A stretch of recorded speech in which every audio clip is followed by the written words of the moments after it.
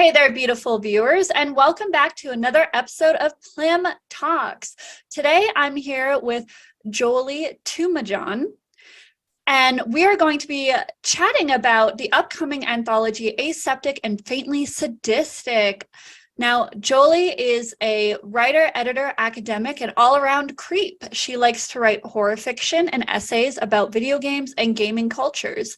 She would die first in a horror movie and is at peace with that. Hello, and welcome to Plim Talks. Thanks for having me. I'm so happy to be here. I know. Now, a fair warning, we have been friends for a while. We even tried writing a video game together, which fell through. I miss him. Maybe he'll come back.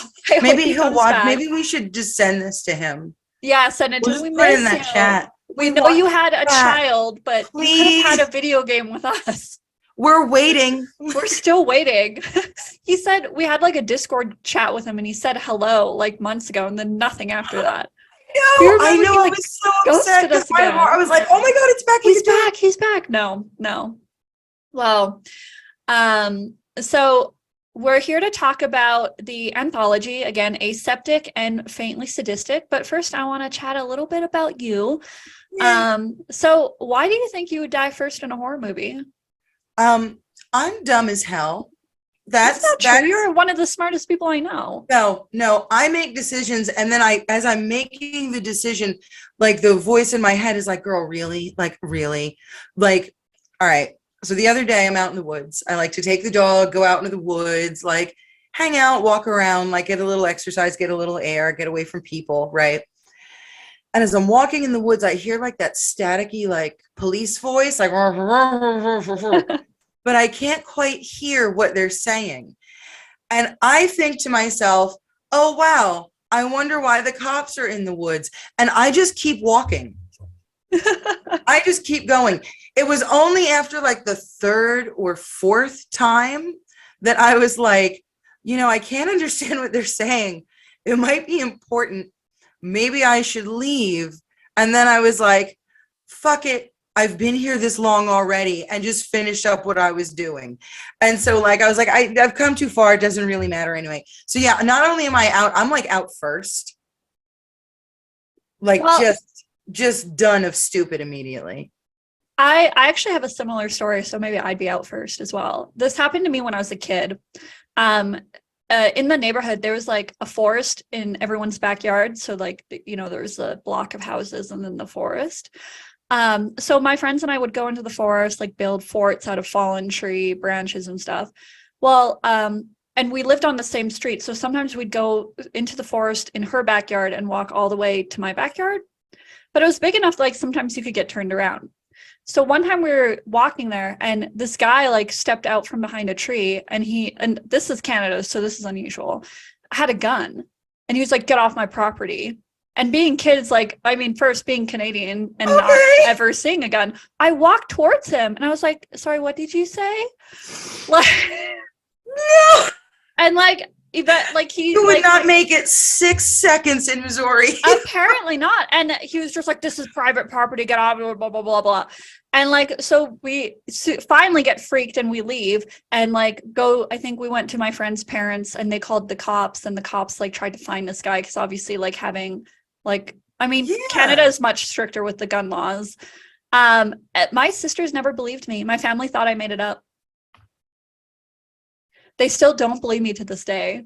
They never found the guy either. Guys, come on. That's not cool. Like, really weird. So we'd both be like the first one out together. We'd hold hands. Oh no, hold on. Oh no, your camera. Stop it. There you go. Okay. But yeah. There's a cat back here someplace doing something they're not supposed to do. I hope they come up. Come up here, kitty. I don't. It's the one who doesn't like me. He's just here because like. He just wants to bully you? Yeah, basically. He's trying to ruin my life constantly. Blink twice if you need to be saved from your cat. From this cat? Okay, so as well as you're the editor for Aseptic and Faintly Sadistic, but you also write. I am. I do. Yeah. It's actually my first time in the editor chair. I'm usually a writer. Well, it's the first time in my editor chair for fiction. I have like a whole day job. but this is my first time in the editor chair for fiction. Usually I'm a writer. I've been writing for like, okay, so depending on how you count it, I've either been writing for decades or like 2 years. Do you know what I mean? Like Yeah. It depends how you define it, really.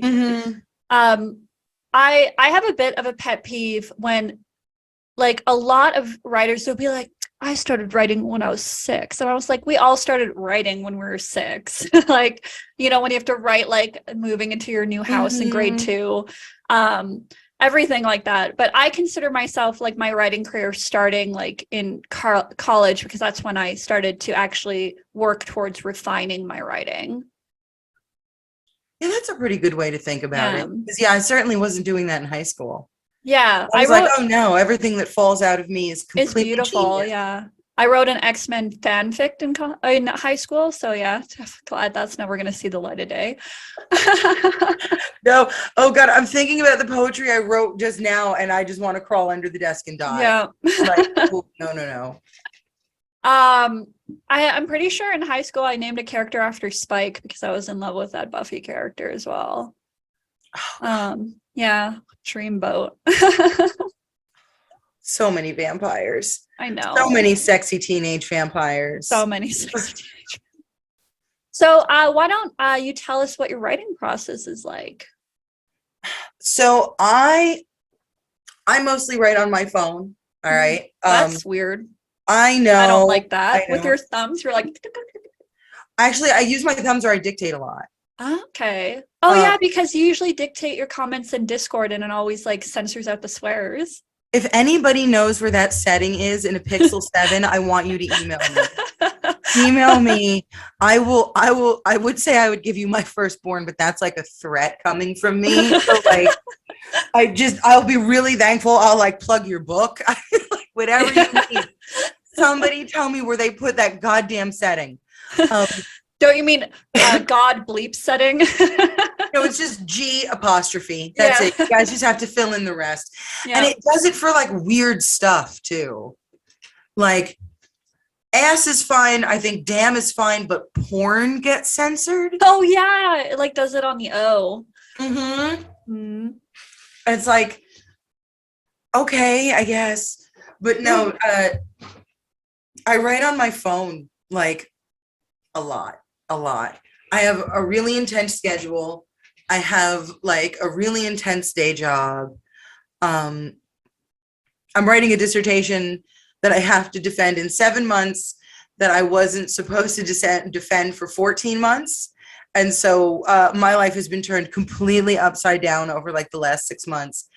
And I'm also not one of those people who's like, 30 minutes a day, gotta write. Like that doesn't work for me. That's not how my process works. That's not who I am as a person. I'm like a possessed disaster and we just go with it. And so like, I have thoughts, I blurt them into my phone. Like if I'm like cooking dinner and I'm like, it usually happens when I'm like doing something that I can do like mindlessly. That's when I start like writing in my head. And so I'll like, just like hit record and just like throw it in there. And these days, I think almost all of my first drafts are done like that. That's crazy. And then like,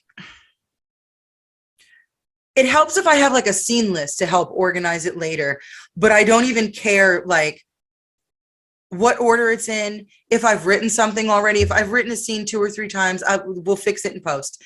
Like that's my whole attitude towards my writing is like, we've got to get this done around like a bunch of other constraints. And so we're just going to get it done and fix it in post. And, but once I have like that, I do like a lot of housekeeping. You know what I mean? Like, cause that's not a story. Like that takes like a really serious editorial process to turn into something. And so I edit the daylights out of it. And then I always ask myself like one of 2 questions, which is the first one is, what am I trying to say? And the second one is, what am I actually saying? And to answer the second one, I think you need like a really good amount of distance from yourself. Like it's a hard question to answer because you know everything and you'll make excuses for yourself. And so if I find myself not being able to answer the second one easily, that's when I know to bring in somebody else. And that's when I start getting like beta reads and things like that done. And like, that's when I really start like, because y'all will tell me what it says immediately. Do you know what I mean? Like you'll be able to see like the forest for the trees. And so once I get that done, I do this process on my phone sort of over and over and over again until A and question B match. And then I like take it and format it and I fix it because it's a mess. Do you know what I mean? There's typos and spelling errors. And the other thing is that this will take me anywhere from like 3 to 6 months per story. I'm like a really, really slow writer. Like, it's just my way, man. I don't know. Like, I'm just a really slow, methodical, deliberate writer. I think a lot about like the sentences on like a sentence level, like really in a way that's, I should probably stop if I want to be even the least bit productive, but that's how it is for right now. Long, slow, and on my phone, absolute pure chaos. You look so horrified. You're like, I am. I just like you've just been, your eyes have just been getting wider and wider. I and know. wider and wider. I just keep thinking about the aspect of like I can't even put like notes on the phone. I hate it. There's something about it. I cannot. I used to write all my drafts pen and paper. And then I had to upgrade to like writing all my drafts on the computer because I'm a slow typer. I type like a little T-Rex. So I go like this, you know, so it would take me like forever. But like I have journals everywhere. I have 2 right here. There's one by my bed. There's like 2 on my coffee table. There's one in my car. And I write out my ideas like that. And like, I just can't like, my eyes are just getting bigger and bigger and bigger. I know. I just can't imagine. I think maybe this comes to a difference. Like, I feel like I obviously have known you for a while, and even like your casual Discord comments being dictated are very concise, intelligent, and elevated. Whereas like I'm like a feral goblin and I'm like ooh-wooing all over the place. So I wonder if it's just because like my brain to mouth is like very reactive. And so I feel like mine is not at all. Exactly. So if I feel like if I dictated a story, it would go like LOL, bear kills man, woo, and like weird stuff like that. And it just would be incomprehensible. I actually do that in some ways. Like in actually more formal writing, I've actually been doing something like that. So I'm writing my dissertation right now. Bear kills boy, woo. Yeah, basically. Where in order to like just sort of take some of the pressure off of it, I have like nicknames for all of the Weird Tales authors. And so like my original drafts of things are like, and then old racist ass Howard. And like that is what it, then I've occasionally missed putting them back there. But no, I'll do it in like a so I'll do that when I need to take the pressure off. I won't think of anything. I'll just go. But like, otherwise, I'm one of those people who thinks that like, not every thought that runs across my mind is suitable for human consumption. Most of them aren't. I'm a horror writer. Like it's fucked up in there sometimes. Mm-hmm. And like, I'm also, especially because we interact in a group, I'm like a big too many cooks in the kitchen person. Like if there are 40 people discussing something, I'm sure out of that, somebody's going to hit my point. And if they don't, then I'll say something. Yeah. And so like, I'm a real big, like, think about what you're saying sort of person. Oh man. In Discord chat, I'm absolutely feral. All the gifts. I've picked up the uwu. Yeah. You're welcome. Picked it up. I'm slowly spreading it like a weird STD in the Discord. Oh my God. I've picked it up in my real life too. Like yeah. I'm inserting it into songs now. Like this is entirely your fault and you owe me a blood debt. Okay. I'll take that. We're going to have to fight to the death at some con. I think I would win. Ethan could win. You know what? I actually think you might. I don't know. I think it'd be a fair fight. I think it would. Yeah. But no, man, I'm like a member of like the empty journal brigade too. Like, do you know what I mean? Like, I have them. Oh my God. Wait, here, there's my favorite one. I've had this forever. This was intended. See, this one has some notes on it even. This one was intended for my dissertation. There's some stuff in the beginning that I had to do because this is not going to work. Yeah, see, there's some stuff in the beginning that I actually had to do because I was without my phone for like 2 weeks at some point, and then the whole thing is blank. Yeah. No, I go through journals quite a bit. Like I write down notes, I write down like edits for stories. I also like, because I do book reviews on my site, I will write notes about the book as I read it so that when I do the review, like I don't. Oh no, right into the phone, dictated straight. No, I hate that. Phone. I hate that. And I wish you'd stop saying that. You're triggering me. I'm going to start DMing you. I'm just going to DM you a video of like my you dictating. App. Yeah. No, yes. Of my notes app and what's coming out. Oh man. Oh, yeah. I think if I could, the only time is when like I've been out and I don't have anything on me. And let's see. Oh,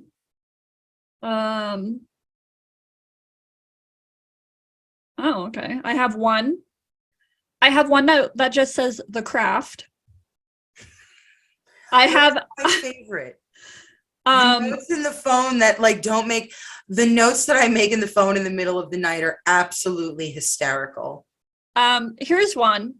Nuclear reactor, negative pressure prevents from leaking out, instead pull. Oh, this is notes I took about the Long Island documentary because I thought it was interesting. Instead pulls it in, have to undress in certain way to avoid skin contamination. Kyle.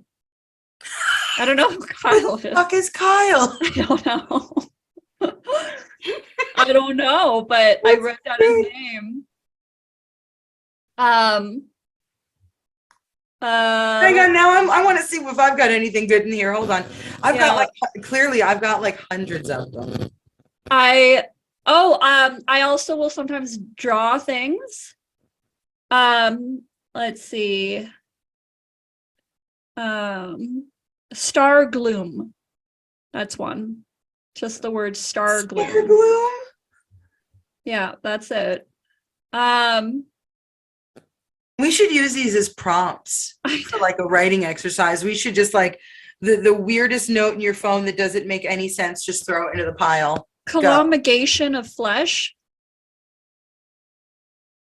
Yeah, I don't know. Shit. Yeah. Let's see. I have my hair dye formula in here as well. Yeah. But okay, where besides your horrifying feral writing process, where do you get your inspirations from? Where do I get inspired from this? Where do you get inspired, you fucking pervert, is what you want to say. You feral writer, you. Probably from digging in the trash or something. Oh my God, our friendship is going to be severely damaged by me revealing my writing process. Yeah. Oh God. I'll be like, who even are you? I don't even know you anymore. Let's see. So first, there's like a deep well of rage inside of me that I have been adding droplets to since I've had like a consciousness. So for quite some time. And I'm just like constantly kind of borderline, like indignantly furious. Like, I don't know. Maybe it's not cool to admit this, but like, I guess I feel things. Whoa. And so like, yeah. Wait. Of course, you're a woman. Aren't you just hysterical all the time? Especially when the full moon comes around and your menses, like a red tide inside you, makes you go cray. I know. And then the jackals show up. It's like an absolute mess. An absolute mess. The vultures overhead. And so like, I have this little well of like, because like I hate things like injustice. It's also I just want to say unfair for the viewer, this ties into the theme of the anthology. I'm not just being sexist. It I swear to does. God. It does. We're gonna get to it, I promise. Yeah. Continue. Sorry.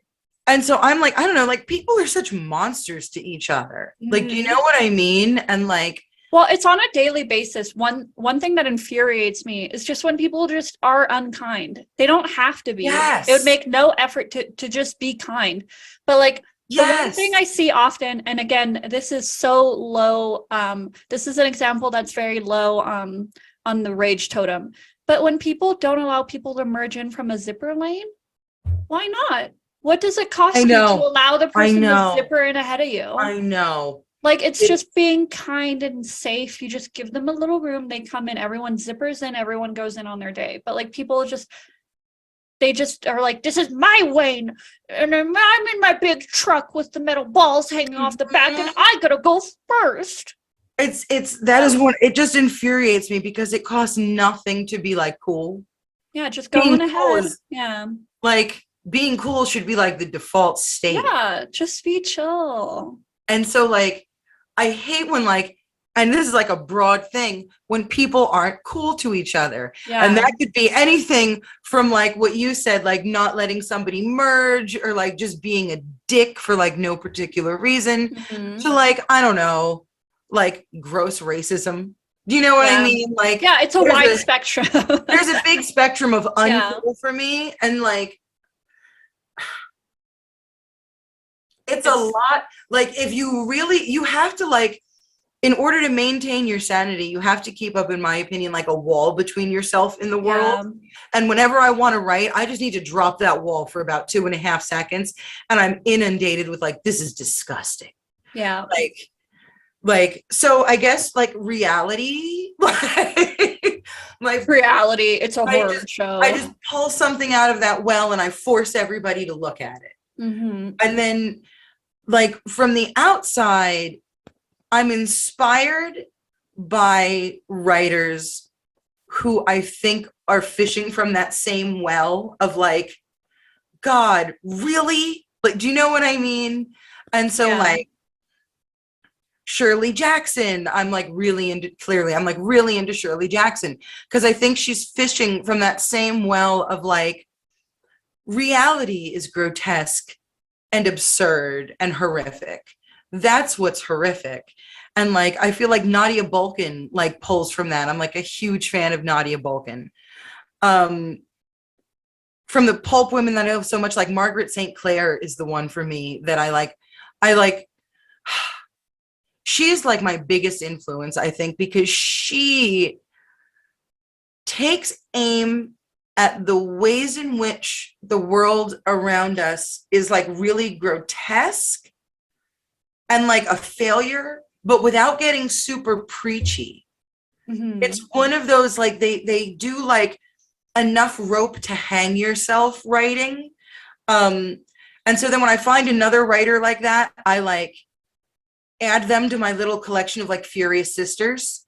And then I read them a lot for inspiration too.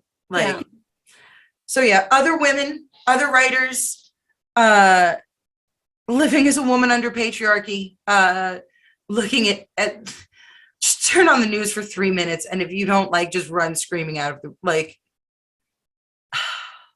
like we live in a place where people like shoot kindergartners. Like that's like a level of normalized like horror that we don't even, do you know what I mean? Like, yeah, it's like, it's become like, it's like when the first school shooting happened, everyone was like, oh my God. And then now it happens enough. And like people who are pro-gun are still like, no, but we need our guns to save our children, you know? How's that working out for us? Yeah. Like I saw this other thing. I saw this stupid video of like this, I don't know, like pull out shelter in like the wall of a classroom. And it's like the children go in here. And it's like, first of all, it costs like $600,000. Like, you think we didn't have $600,000 to do something else in school? And then second of all, like there's a drop ceiling. So it's completely ineffective. Like We will Well, do literally anything but deal with the problem. yeah, And it's like putting a Band-Aid over a gushing wound. exactly. And like, especially living in the United States, I mean, I wouldn't know about living anywhere else. This is unfortunately where we've been. Um, there's like a level of like normalized like sickness and violence that we're just expected to swallow as like the price of freedom. And I'm like, okay, like, I don't feel super free. Like, Well, one thing that always like gets me really frustrated as somebody who's not religious is that my identity is often governed by a religion I don't subscribe to just because it's so indoctrinated into the American culture and politics. It's like mhm, if it was any other religion, most of Americans would get up in arms. Like if like a Muslim president was mhm. suddenly like we should follow these rules, then Americans would be like, "Rah!" But apparently if it's Catholicism, it's fine. Like just gross. Like, It is, and it's. I don't know how to put this. Even if I don't subscribe, which I don't, I have to like live under these rules. exactly. Like And I don't care what religion a politician has, but it shouldn't come into politics. Like exactly, if the president is Jewish, Muslim, Catholic, it's fine. It should have nothing to do with the laws being put in place. Like exactly, because not exactly. everyone in the country is going to be that religion. And so it That's how we ended infuriates up. me. That's how we ended up in this mess with Roe versus Wade. Like Yeah. I'm living through something that I don't believe scientifically, that I don't believe religiously, and that is like going to kill me because Yep. other people believe. It's terrifying. It is terrifying. And it's just so frustrating because it's like it's pretty much just saying your body is not yours to govern. We will say what you can do Exactly. with it. And like Exactly. if it was any other law, like say like if it was a law that said as a man you have to get snipped and you will then have to go through a review to see if you're allowed to have children. Imagine how up in arms everyone would be. And a million, yeah, exactly. But Exactly. forced birth that could kill somebody, or God forbid, somebody who wants to have a child but it's a stillborn, forcing them to Mhm. give birth to that corpse, pretty much. Yeah. Ah, it And it's just been going, frustrates it is a me. level of normalized horror Yeah, that we're just supposed to like get up and go to work in the middle of. Like, yeah, really? How? Like, how? exactly. But yeah, so again, this will lead into talking about the anthology. But first, Hey, can I ask you, again, you're one of the smartest people I know, and not only do you do fiction writing, but you are also an academic writer. Is there a piece of advice you'd give to an inspiring writer that you wish you'd gotten or anything I, like that? okay, hang on. I have to digest the compliment first because I have to Yeah. stop myself from refuting it. I'm like, You can't argue with me. I'm a goblin and I won't listen. my therapist is somewhere like sitting straight up in her bed, like, don't you refute the compliment. Thank you. All right. So read critically. Hmm. Read critically. And I'm not saying that you can't read for fun.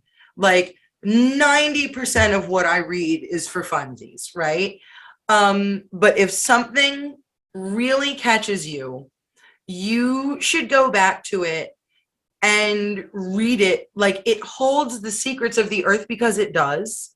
Like if you find a paragraph that you think is mind blowing on like an artistic level, sit down and look at it and use, all of the stuff that they taught us in like fifth grade English. Like, what kind of verbs are we using? What kind of clauses are we using? How is this sentence arranged? How are all of the sentences arranged? Are they using like repetition deliberately, or are they breaking up the sentences and putting the clauses in different place? If you're like a plot person, and I don't know, I don't think that like plot person and artistry people are necessarily like, a lot of folks treat them as like at odds. Like you can either have like plot or vibes, but I think you can do plot and vibes just fine.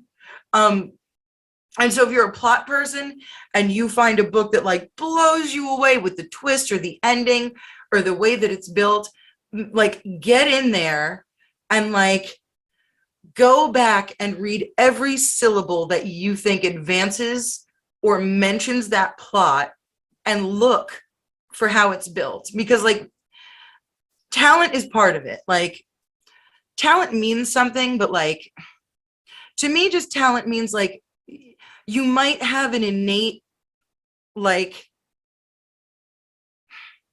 way to like pick something up, but you Like won't get like anywhere without. intuition. It makes it a little easier to pick things up, but it's never enough on its own. Does that make sense? Mhm. Like I feel like talent doesn't go anywhere without like concentration on your craft.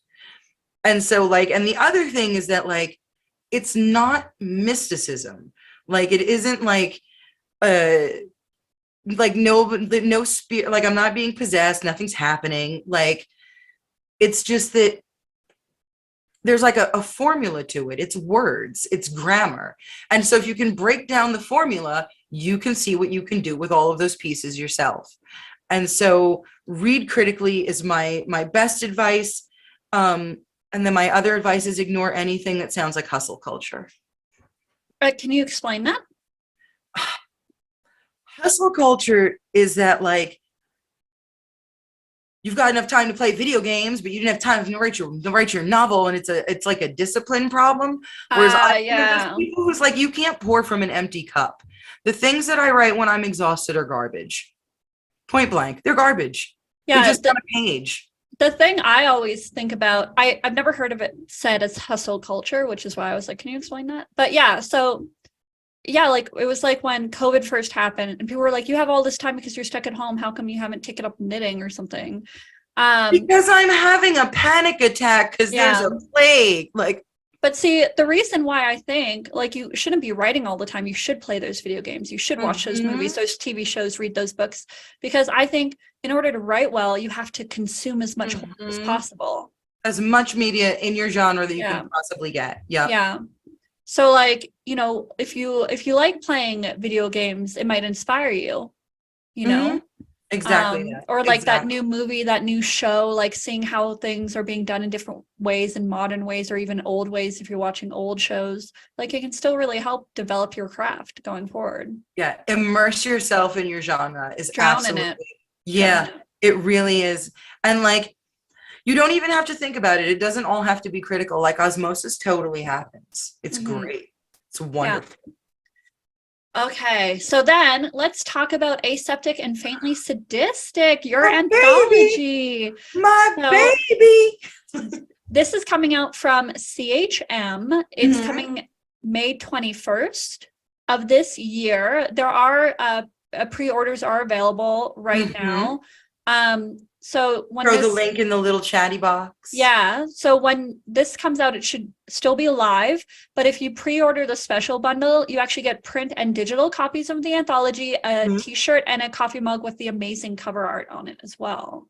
Oh, that's so good. And I actually wrote, you asked me for my very first blurb request, and I wrote powerful and poignant. Aseptic and Faintly Sadistic resonates with brutal imagery, themes, and characters, packed with 26 gut-wrenching tales brimming with blood, tears, and screams. This is one anthology you'll need smelling salts for. Thank you. Thank you. Like, yeah. Thank you. I'm so happy you liked it. And like, I love your writing, and you've heard this from me before because we know each other. And so like, I was so happy when you agreed to blurb it, because I was like, oh, yay. I just dig you and I dig your vibe, and I felt like you would really get the whole thing too. Yeah, I loved it. So my review will have come out the previous Monday, so check that out. But a spoiler, I loved the anthology a lot.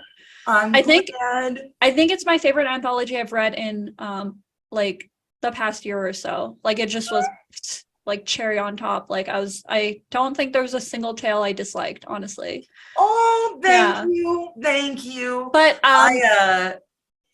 that had nothing to do with me and everything to do with the quality of that slush file. I mean, but I could argue the editor has to pick the perfect TOC combination. I mean, that is fair. Yeah. That is fair.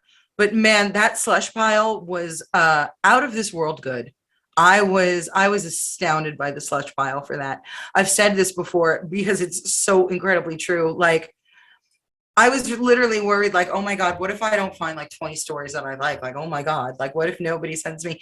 No, we had the other problem. Like, we had the, like, I have 150,000 words I want to publish and 65,000 words I can take. You know what I Yeah. mean? And it was just so good. It was so good. Well, I was joking around when I first got it that, like, yeah, this is what happens when the call is focused towards people who generally have to work twice as hard for half as much. yeah. You But get really outstanding work. yeah, so tell the viewers about the anthology because I guess I've just Oh. read the title. So tell us what it's about and then why it's important to you. So Aseptic and Faintly Sadistic is a joint effort between me and Cosmic Horror Monthly. CHM is doing the publishing. It is an anthology of speculative stories, mostly horror, but I actually took some sci-fi, some fantasy, because, oh man, so well written and so well done. But they're all written around the theme of hysteria. Proceeds go to the Chicago Abortion Fund.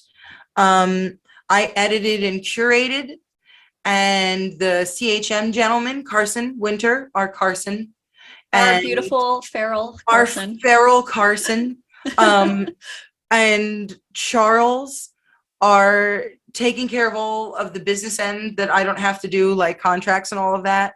I've learned a ton doing this. Like, it's been phenomenal.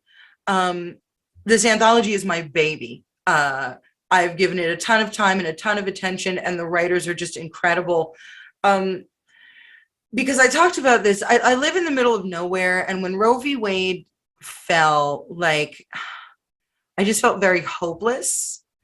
And because I didn't really live in a place where there was much I could do other than, like, give some money. You know what I mean? Like, but this really gave me a place to, like, process those emotions and not just, like, stare into middle distance, like, I can't feel my arms, what's happening here? Like, it really gave me a place to, like, put my energy and, like, a little bit of confidence that, like, I'm going to be able to, like, help and be useful. And the collection is so stellar. Like, I can't wait for everybody to read it. Like, the level of artistry and the level of care and the way that the theme was approached, phenomenal, absolutely phenomenal. Yeah, and so some of the writers, Haley Piper, Christy Nogle, can you is it Joe Koch? Coach? I think it's Koch. I'm so sorry, Koch. Joe. Don't. I think it's Koch. We love you. Joe's story was We one of my love you. favorites. I'm just so sorry I don't know how to say her last name. Kelsey Yu, Laura Cranehill. And I'll read some of the story descriptions here that are on the website. So cosmichorrormonthly.com, that's where you can get the pre-orders. But so women who are convicted of sexual transgressions are forced to become living seed mounds. A lonely young man makes his perfect girl out of chalk and endeavors to teach her about the wonders of the world. And the poor barter for health insurance by serving as living batteries for the elite. So there's a wide range of stories. There is. Yeah. There really is. Those are, I love those. I love them all. I love those three. That's actually the first one, the last one, and one of the ones that I put in the middle. Those are incredible. The first one, when I read the first one, I remember thinking, like, yes, this is why I'm doing this. And, like, there was, you know what I mean? And it was beautifully written. The first story, the Living Seed Mounds, is only 1,000 words, and I couldn't believe it. I was like, really? I feel like I just read like 48 pages of, like, world building and immersion. Like, I just got it immediately. The authors were all incredible to work with. Kelsey Yu's story is amazing. Amazing. I cannot wait for people to see it.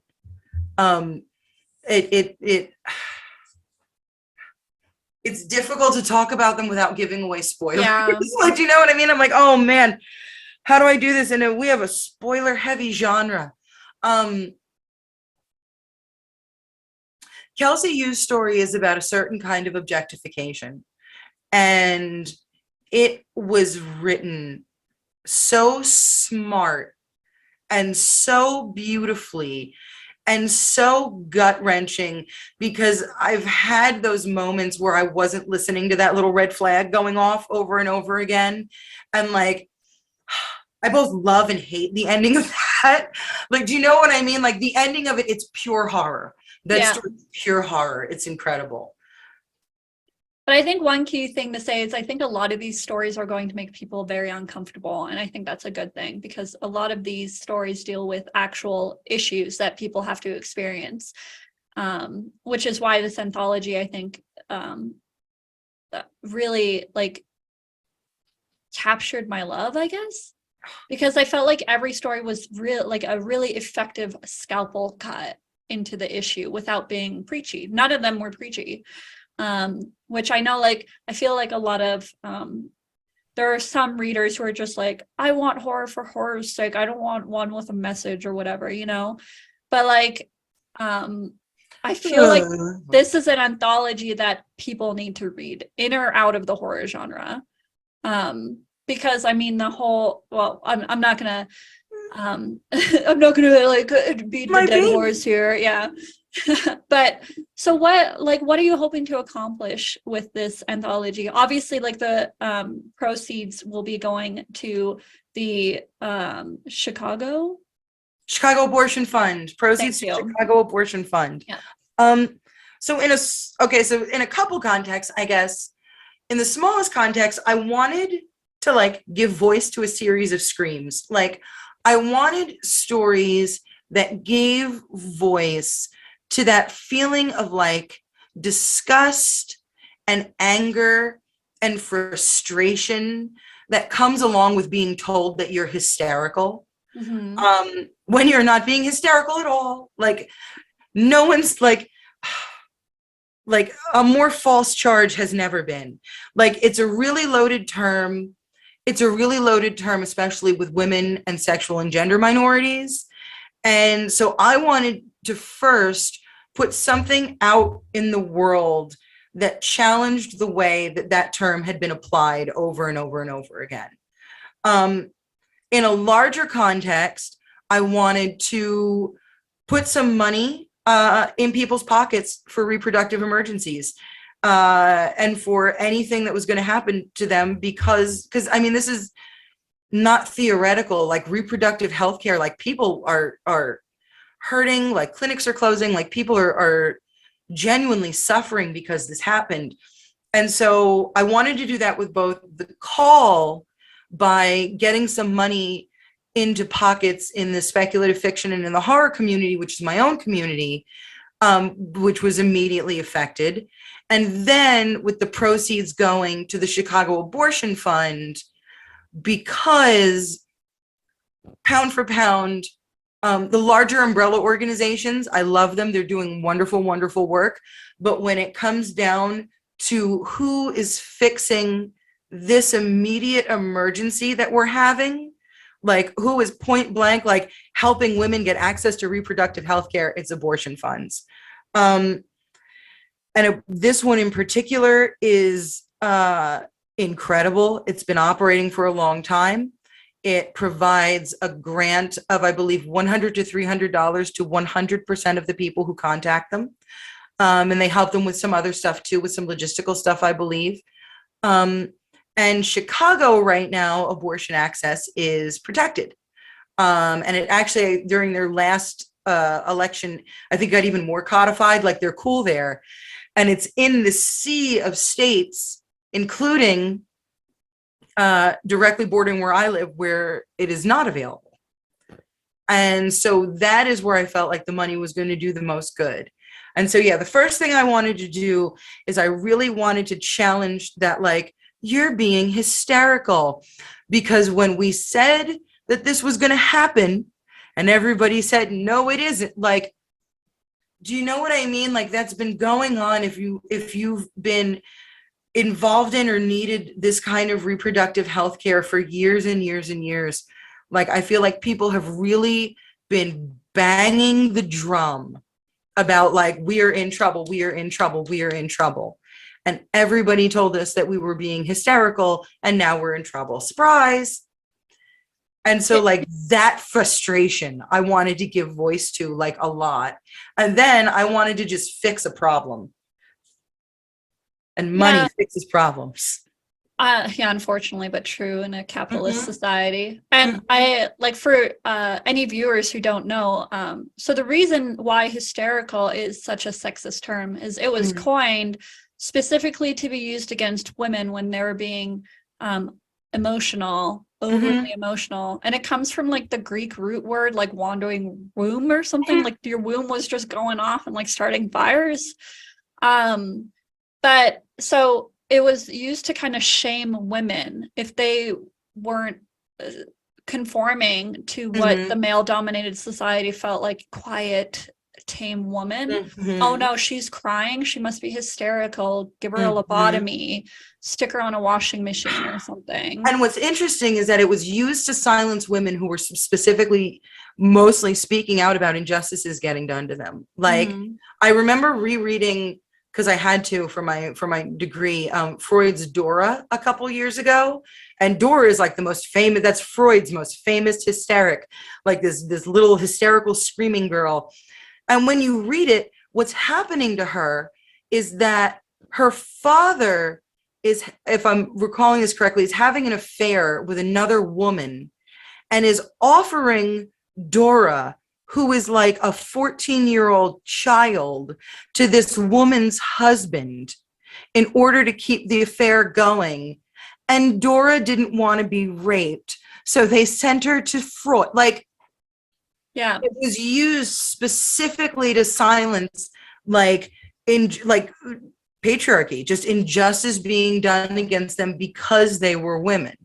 And like it was a real, and then it evolved past there, you know what I mean? Like well, like even so I have seen this a lot. A lot of my fiction is very feminist horror. So, like the fact that like, you know, when women wanted to vote and they went on like strikes, they would be like force fed, lobotomized, sexually assaulted, beaten. You know, the fact that speaking up would cause such a reaction against women, like it's just so sickening. And the fact that in the States, like I do feel like it's like the society went backwards. Like whenever people are like, I like the States, all about freedom, I'm like, what's free about the States? Like, right, you know, it doesn't seem like you guys are very free. You know, it just feels like the government wants women barefoot in the kitchen, which is so gross. And precisely that. The one thing that bugs me a lot as well, about the whole abortion thing is like some people will make arguments that like, oh well, like lazy women will just be doing this as a kind of birth control, like they're murdering the babies, and oh my god, like if you don't want to have babies, don't have sex. But again, that's all rooted in a religion that a lot of women won't be practicing, so it shouldn't be applied to their lives. But also most people, there's like the only time people are getting late term abortions is when like there's a problem with the fetus. Okay, yeah, like nobody goes skipping through the field for 8 months and then goes, oh, never what, mind, I changed my mind. Oops. Usually what happens is the fetus has died or there's a complication that would kill the mother, and that mom's probably devastated because she wanted that baby, and now you're forcing her to either die or give birth to a dead child. Exactly. The people who don't want kids are on birth control, they're using condoms, and they're only doing abortions if all that has failed. And it's usually when it's just a bundle of cells. Like, come on now. It like annoys me so much. All of those news, I've been following the news because, you know, I've got to, and there are just so many women with so many horror stories. Yeah. Like, oh, I have to carry like my fetus who is going to die in horrible screaming pain 14 minutes after I give birth for 9 months. Like, horrible things. The infant and mother and maternal mortality rate is higher in states where access is limited now. Like, people are dying from this. This isn't about like hee ha ha anything. Like, people are dying. And so like the the flippancy at which like that weird, like people will just take it, they'll just Nobody go with wants to get an whatever. abortion. Right? It's not an Like, ice cream cone. It's yeah, fine. Like, it's a medical procedure. It happens sometimes. yeah, no one likes to get dental cleaning either, It's not Right? like, as a comparison, like I've heard abortions are not pleasant things to go through. So people are only going through it because they have to, like whether it be like the baby is dead and the mother is about to become septic, like reasons like that are the reasons people are getting abortions. And it's just like, it's so stupid that like the religion aspect is being brought into laws. Religion should not have any part in the government because not everyone is the same religion. Mhm. Like I think I had a friend tell me this, in the Jewish religion, it's actually the mother's life is prioritized. Yes. So if the mother's life is at risk, there should be a procedure performed to save the mother. It is, as far as I understand it, yes, though I'm the world's worst Jew. I had a Jewish friend tell me, so I'm just all right. As long as we've got another, yeah, it's another confirmed. other than Confirmed. All right, cool. But so that means that this Christian law, is now impugning on Jewish rights. And how is that fair? Are Christians more important? Like, no, and it's gross that this is being done. But that was my rant. It is, and I don't. The other part is that like you don't know how do we get it back? Like, do you know what I mean? Like, I don't even know what the road is. Like, I know that I can help to like put this Band-Aid on at the moment, but like, I don't even know what the road would look like to fix it. Honestly, we need less old white men in the government. Let's get younger politicians in. Let's get a wider range. I'm so sick of these 90-year-old people. Like, why shouldn't they be playing golf and like retired somewhere? I was just watching the like TikTok hearing and I wanted to like crawl under the desk from cringe. It's so like, I just don't understand. Like it doesn't make sense. Like building towards a future of a government should be put towards the people who will be living that future. Like, right. But no, our parents are holding on to that nonsense with both hands. Yeah, let go. Leave us alone. Like, come on. Okay, so taking a break from the heavy stuff. All right. So this was your first editing experience. What was it like? It was cool. It only took 20 years of dedicated feminism and education and a ton of work until I finally fell face first into the correct hole. Wow, sexy. It was good. It was super easy. Yeah, anyone could do it. Just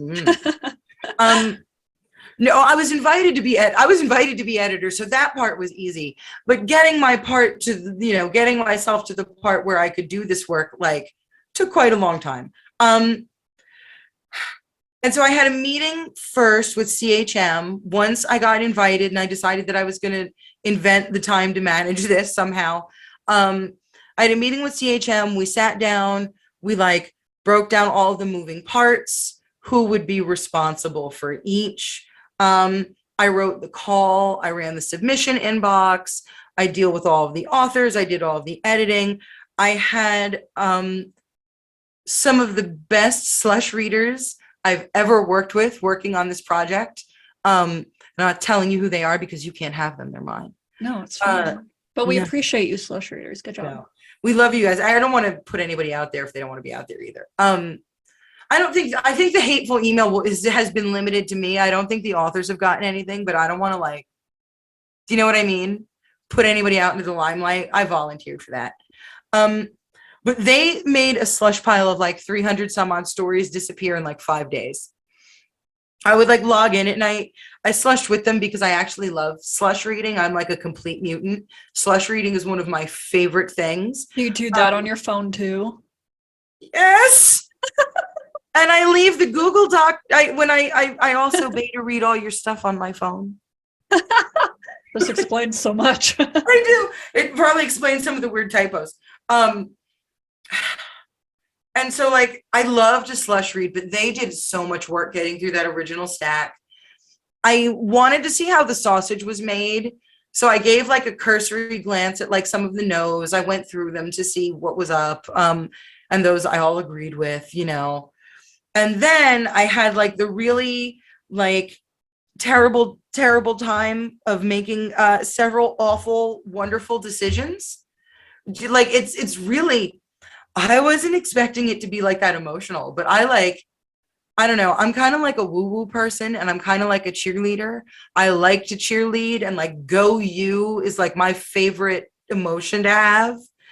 So like having to let stuff go, especially stuff that I really liked, was really, really difficult.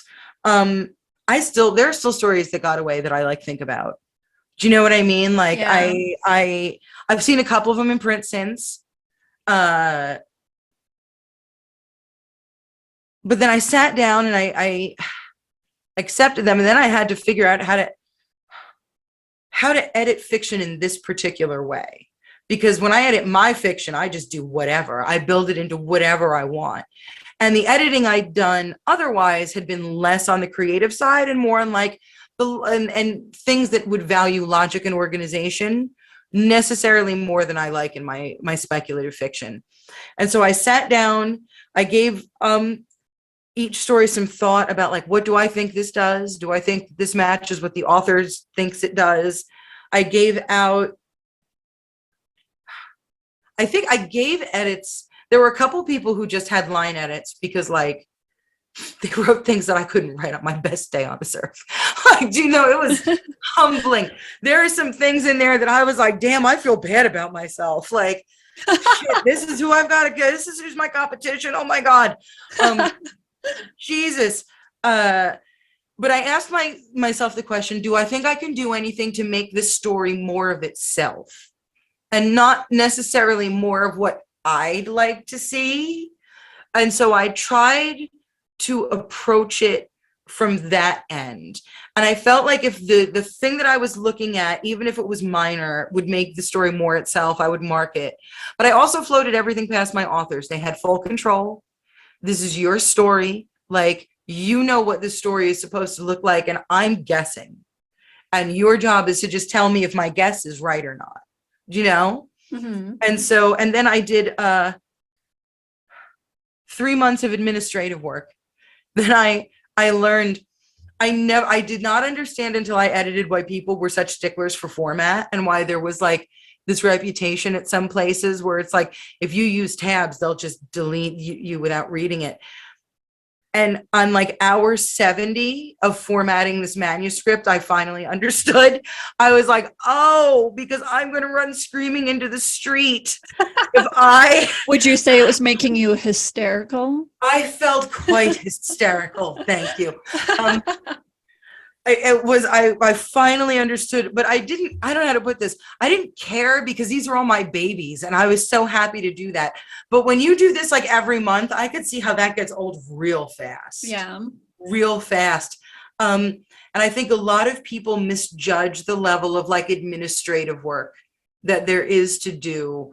It is not, I was hoping that I would sit upon a golden throne and people would come and place stories upon my feet and throw gold dust and then leave.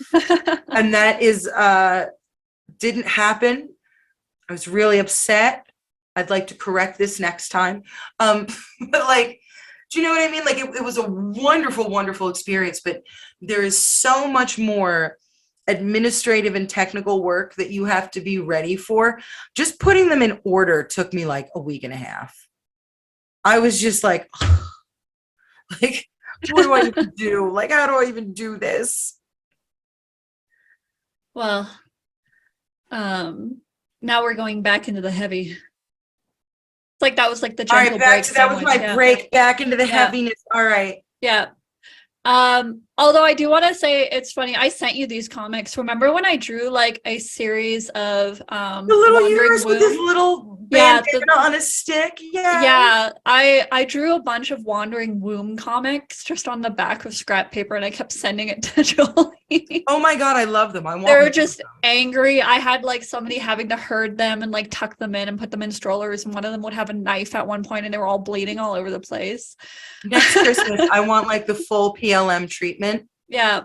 I want the full potato treatment of of one of those wombs, because those were amazing.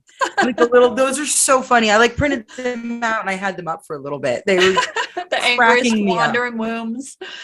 But so one thing, and I feel like a lot of female identifying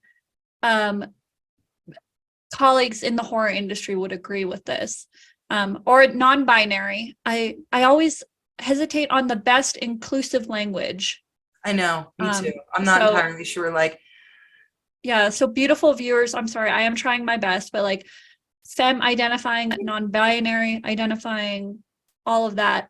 The horror genre has not always been welcoming because it was dominated by people who identify as like the straight white men, right? That's not true. It is sort of true, but it's not true. Yeah. That is a lie from the pits of hell. Okay, how is it a lie? I have You a mean whole like TikTok in the about 80s. this. Okay, in the you have to 80s, send me the yes. link. Yeah, well, I'm saying in the beginning it was dominated. I'm not saying now.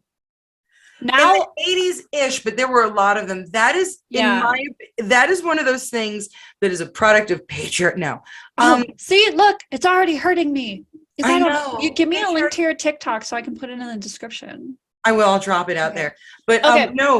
Let me rephrase. No, you have to let me go ahead. rephrase as a host. Okay, you have to give me a redemption arc. Okay, so the horror genre is not always welcoming.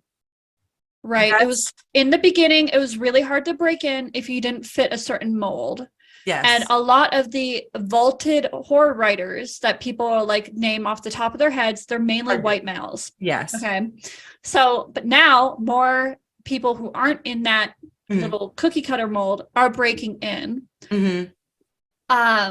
So, but where we are now in the horror genre, in this present day space, because obviously it's better than it was, but what change would you like to see in the genre to make it more welcoming and safe?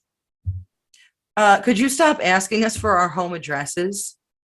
Yeah, what is with that? And that's specifically, if you don't know, that's the shun format, which is the industry standard for sending manuscripts in, and it asks for your address. Your address, your phone number, and your full legal name. Like, first of all, go fuck yourself. And second of all, and it's like, hey, you're all you need is all you need is pen name and email. Come on now. Exactly. That's you're going to reject most of them anyways.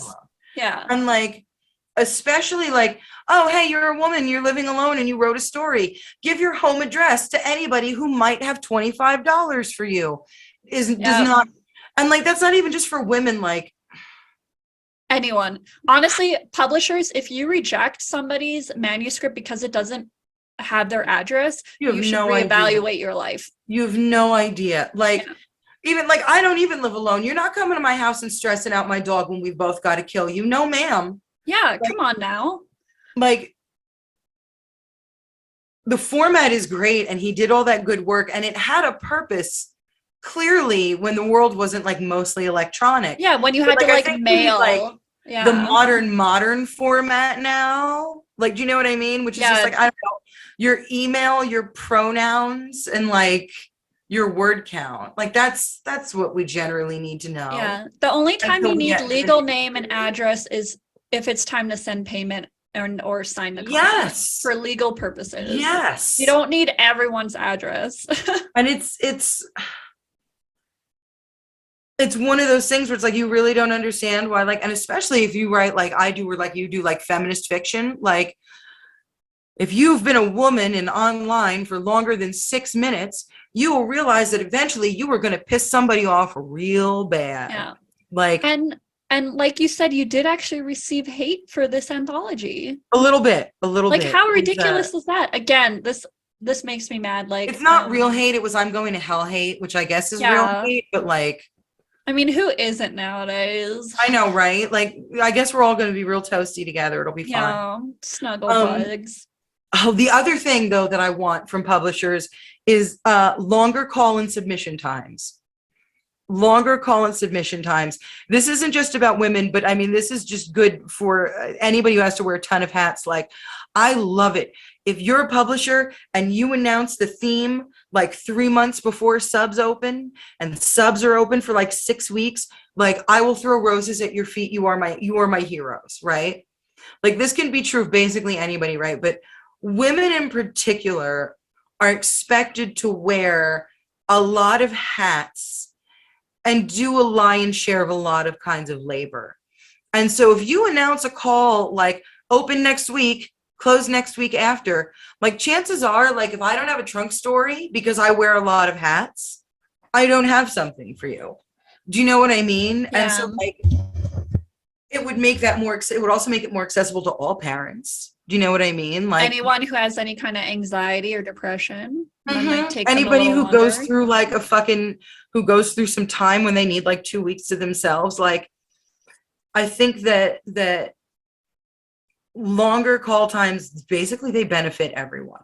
I can't see a way that that's like not fair at all. And so I think that would go a long way towards making like a lot of people feel more welcome, because they would have more time to think and digest. And like even like people of marginalized ethnicities, like one of the things that I didn't really think about when I started my dissertation and with what I was reading was how often I was going to be reading about myself called some type of vermin or infestation or plague or thing that needs to be eradicated. And if you're sitting in that particular space to work or to write, like it's very, very difficult. And so like, I think that can only like bake more like time for like self-care and stuff into this. So yeah, and stop asking for my address. Yeah. I mean, it's Stop really not asking. needed. Okay, here's another one. So one thing, this is a little thing that I brought up a lot in my reviews and my interviews, because this is something that's always annoyed me and it will always annoy me. It's how it's mainly, and I'm sorry, men, but also not sorry because it's easily fixed. But when male writers write about female characters, and you're already laughing because you know what I'm going to say. You know when they run breastily down the stairs, Boobily down the stairs, or like the one that always is a huge red flag is when the female character will stand naked in front of a mirror and be like, she looked at her perfect rosebud nipples and like blah blah blah blah blah. It's like, okay, admiring herself in the mirror. yeah, I know. But don't get me wrong, I do that all the time. Just get in the mirror. Like, I don't. Take it in, honey. Take it. I mean, not naked. I mean, sometimes.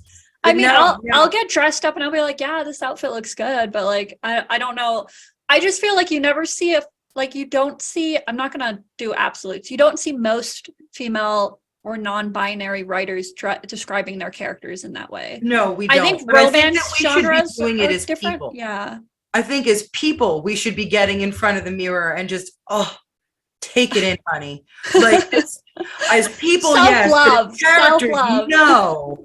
Like, or, oh my God. And they always focus on one, like, but she had a scar on her left big toe. Yeah. And it made her miserable. And so she could never wear open-toed shoes. So like, I'm a member of r/men writing women, which is the subreddit that is all about posting examples for this. And there's a reason why it has its own subreddit, is because there's so many examples of this. And I just find Witches of Eastwick. Yeah, that's a big one. But Stephen King, also low-hanging fruit. He often describes boobs as jahoobies. Or mosquito bite tits was one of them. Yeah, see, you're making a face. I remember this. I don't know, man. I've got jahoobies. I don't know what to tell you. I don't know. I liked in Carrie, it was the devil's pillows, I think. But dirty pillows. Yeah, dirty pillows. Thank you. So obviously, and even now, 2023, I will get books, or I'll pick up books from male writers, and I can tell right away, you know, how it's gonna go. And it's usually these female characters are sexualized, or stereotypes are very one-dimensional, and it's so frustrating, because I guess I personally don't understand why we aren't seen as just another half of the human race, rather than other species, you know. Ooh, look at that weird species with their wombs and their nut tides that come out of them every month. Ooh. A lot of times, even when you read about, like, even when it's complimentary, I feel like I'm reading about a very strange insect. Yeah. Like, her pedal apps were soft and like, you know what I mean? Like, I don't. her antenna twitched in anticipation. That's how I feel for whatever reason. I feel like very alienated from it. Yeah. But so what I kind of lost the lead here. But so how do you think writers in general can improve the representation of, non-binary, female identifying, any kind of character that, isn't them, I guess, because I guess I'm mainly asking for the male writers out there that can miss the mark sometimes. Again, no offense. If you're here to learn, I love you. I'll be damned if I know sometimes. I'll be damned. One of the things that I would like to see is less use of rape and sexual assault to give a woman depth or a traumatic backstory. Mm-hmm. Because we can have depth without that happening to us too. It's totally cool. I feel particularly weird when I feel like someone has mined another person's trauma for content. Yeah, that's a big one. To me, like mining your own trauma for catharsis and content, I get. Like, yeah, pay me for my pain, correct. But there's something about mining other people's, and this, might not be 100% true all the time, but there's something about mining other people's trauma for content that I find particularly distasteful to read, and that I find lazy, and also like objectifying. And so, yeah, I would say for one thing, like, stop writing about sexual assault for 8 minutes challenge. Let's start there. Let us just start there. And my one big example for that, and I can always tell from the trigger warnings on the movie, imagine Netflix pops up with a movie. It's a woman. She's bloodied. Her clothes are torn. She's holding a knife. She's looking over her shoulder. Oh God! It's you already rape know. Revenge movie. Oh yes, see? You got it. I didn't even have to say the trigger warnings. Boom. Yeah, so tiring because first of all, rape is so traumatic, and then usually it's a male writer, a male director. This woman goes through rape and kind of time to get revenge. No one reacts like that. It's really traumatic. You don't just brush it off. And then here's the other thing, though. Talk about clearing the bar that is in hell. All right. So we can talk about it, right? I did a blurb for Carson's for Soft Targets, right? And the premise of Soft Targets is that some days are a little more real than others. The title reality. Yes, there's a title reality. It's out now if you want to order it. Yes, it is. And so on those days, right, like you can do whatever you want and it goes back to normal the next day. I know where you're going with this. Yeah. And I read this and I remember thinking in the first chapter, like, fuck. Is it going to be rape? Nobody gets raped. Nobody gets raped. The bar is in hell. Yeah. Thank you for clearing the bar that is in hell. But like, I was actually shocked that nobody is sexually assaulted, because I feel like that premise in the hands of like a lot of other people would go immediately there for like depth and darkness. Yeah. You know what I mean? We're even like, I'm not saying that everybody who writes that is like, ha ha ha, good. Like, do you know what I mean? Like, they understand that it's evil. They understand that it's depth and darkness, but like, it doesn't have to be like automatic. Like the fact that that was not his go-to to show like their first level of like depravity for me was like, and then I remember being like impressed by it. And then I was like, wow, that's fucking sad. Like, it's a good book.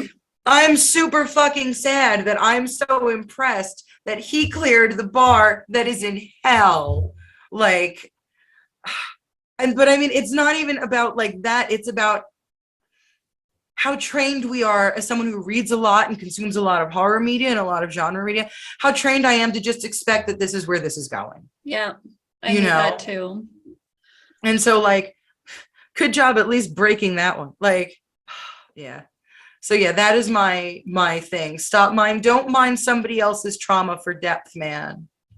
Yeah, and stop using rape as just a Shorthand. a shorthand. Okay, it's a very real horrible thing that happens, and you shouldn't be so flippant about it. And then, anyways, If you're gonna do it, treat it with the care and the gravity that it deserves. That's yeah. All right. You're writers. How hard is that? Don't be lazy. Don't be lazy. Just don't be lazy. Be a good writer. And stop with the revenge fantasies. Why are there so many? Why are there so many? Oh my God, I hate them. I hate them all. There's never been one that I liked because it's never handled right. Okay. My pet peeve. I brought it up several times. We'll sit down and write one together. Yeah, write it properly. We'll finally do it correctly. Okay, so again, this discussion was about Aseptic and Faintly Sadistic, which is out May 21st, edited by our guest here. Definitely would recommend checking it out. All proceeds go to help the Chicago Abortion Fund. And the cover is amazing. The stories are amazing. You can check out my review, which was posted on my blog earlier. But there's also a link to the pre-order below. Now, what are you working on right now? You're done editing. I'm done editing. Wait, let's let me Photoshop a cover in. This is the cover. Here, give me one too. Like Vanna White. We'll both have one. Ooh. Okay. What are you working on right now? Graduating. Yay. I had a little life snafu. So instead of defending at the end of 2024, I'll be defending at the end of 2023. And that's fine. Everything's fine. I'm fine. It's fine. Everything's fine. So yeah, I've been doing that for months and months and months, and I'm going to be doing it for months and months. But in the moments that I can snatch, I'm working on putting together my first collection. I've got a couple of stories that I have put, the whole collection's in the drafts in my phone. Ooh, that's horrible. I know, That's right?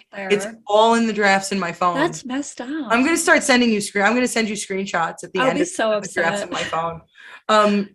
My Google Docs app is also an absolute disaster. I use the Google Docs app all the time. I use it, but on my computer, so no matter where I am, I can add to my draft if I want to. But I think the only times I used my phone to add to a draft was when I was in bed and I was like, I haven't done my 200 words yet today. Even then I hated it. Oh, no. I hated it. Everything's in the draft. Everything. And then the other thing, what else am I working on? Oh, that I also did that. I also did most of Post Haste Manor in the phone. That's the joint project that you did with Carson Winter. That is the joint project I did with Carson Winter. It'll be out. That's why I'm not just a Carson Winter stalker. We are co-writers and he's co-host with PLM. How did you do?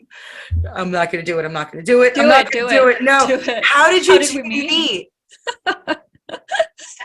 We've actually talked about this in the podcast when he submitted a story to an anthology I was editing, and we ended up hating each other for a while, and then now suddenly we're best friends. I'm so glad that we didn't have that problem. I've always just liked you. Yeah, and you beta read my novella, Sisters of the Crimson Vine, and I ignored one of the biggest things you told me to do, and then I had to do it anyways. So that's okay. Listen, I love you. It's fine. Yeah. I named a character after you. Yeah, she was doing some. You requested a very specific one. It's not my fault. I did. If you want to see me doing, if you really want to see me doing some jacked up things, you've got to pick up Sisters of the Crimson Vine. You've got she tuckerized a couple of us, and she tuckerized me, but good. Good. Got him. And so yeah, that's my near future is Posty, and then after Post Haste, I'm going to be working on, once I graduate, I'm going to start working on putting the first collection together. I don't know if I'm ever going to branch out into novels. I might just be the holdout. Maybe I'll be the person who makes short fiction famous again. Maybe. You're like, sure, girl. Sure, Jan. Well, maybe. I don't know how to make it famous. I was just like, sure. Like, I believe you, I think. I'm going to try. I'm trying. I think I also had a flash of FOMO because like I've stopped writing short fiction for the most part because I'm working on longer stuff and I really miss it. So I think I had a moment where I was like thinking about how I could have been writing short fiction this whole time. But you could try writing it in your phone in your downtime. That's horrible. Don't ever say that to me again. You're making my womb angry. It's going to wander. I love you to pieces. You already mentioned your publication coming out in the near future, and then in 7 months you have to fight to the death over your dissertation. Yes. And I'm assuming you're doing other interviews and podcasts for Aseptic and Slightly Sadistic, right? Here and there. I have some stuff in my inbox that I have to arrange. Yeah, but I was the priority. You were a priority. You didn't get me first, but you did get me early. That's okay. I like somebody with experience. Damn. Wow. Sexy. Okay, now I always end my interviews with a strange little question, and like you actually got nervous about this, and I had to reassure you it's not going to be like something horrifying. Oh, I'm fine if it's horrifying, even better. No, so this one's going to be a sexy one. So all right, shoot. It's going to be a who would you marry, date, or dump? Marry, date, or dump. Okay. Ripley from Alien. Okay, Dana Scully from the X-Files. Oh no. Or Buffy Summers from the Vampire Slayer. God, okay. And I will say, normally I say marry, date, or kill, but I think men have done enough killing of female characters in the horror genre, so we'll just do the dump. I'm gonna dump Buffy. We're gonna dump Buffy. Okay, why? First of all, she's a teenager, and that's weird. No, she's in college in the later season. You can do older Buffy. Oh, is she? Nah. Yeah. Not my vibe. She goes to college and everything. Not my vibe. The Buffy that I know is very tortured and not particularly emotionally aware for a long time, and like kind of young for me. Yeah. And so like I think that like I would like to be Buffy's like auntie. Okay. I would like to help and guide her through being the best, most kick-ass Slayer she could be.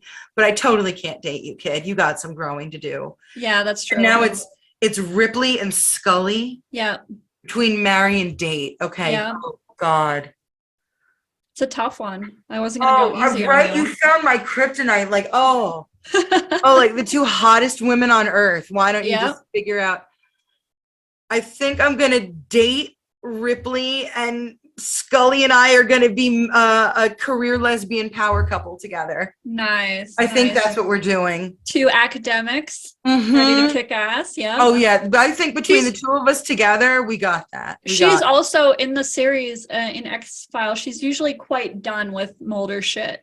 I started. She has that face all the time. Sometimes when, like, she's like, he brings an X-File and he's like, yeah, I think this is an alien. She's like, 3 people were stabbed to death, and he's like, have you ever heard of the knife alien? And she's like,